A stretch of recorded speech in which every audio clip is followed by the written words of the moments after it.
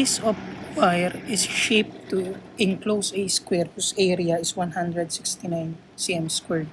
It is then reshaped to enclose a rectangle whose length is 15 cm. The area of the triangle is 150, 155, 160, or 165 cm squared. For solution,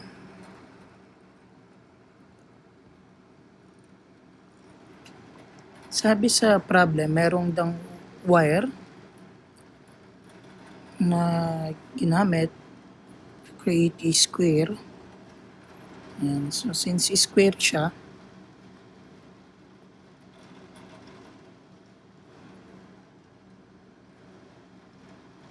ang side niya is all sides are equal. So, this is A, this is A. Ang area nito is 169 cm squared. Ginamit daw rin yung wire na ito to create naman a rectangle, to enclose a rectangle na ang length ay 15. Ang length niya is equal to 15 cm. Hindi natin alam kung ano yung width niya. Sabihin natin yung B. Hindi natin alam. Ang tinatanong ay ano yung area ng rectangle. Alam natin si area ng square. Area ng square is equal to 169. And yung area ng square is A square. So, 169 is equal to A squared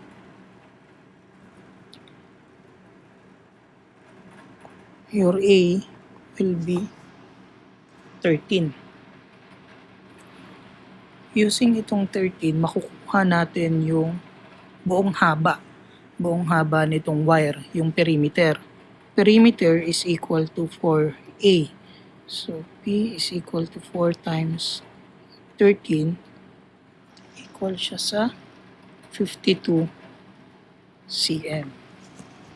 Yung perimeter ng square equal siya sa perimeter din ng rectangle. Di ba? Equal siya. So, pwede natin siyang gamitin para makuha naman natin si B. So, kung perimeter ng square ay equal sa perimeter ng rectangle, pareho silang 52 cm. And yung isang length is 15. 52. So, 15 times 2 plus 2b. We have 52 is equal to 30 plus 2b. 2b is equal to 52 minus 30. 2b is equal to 22 by 2. So, your b is equal to 11.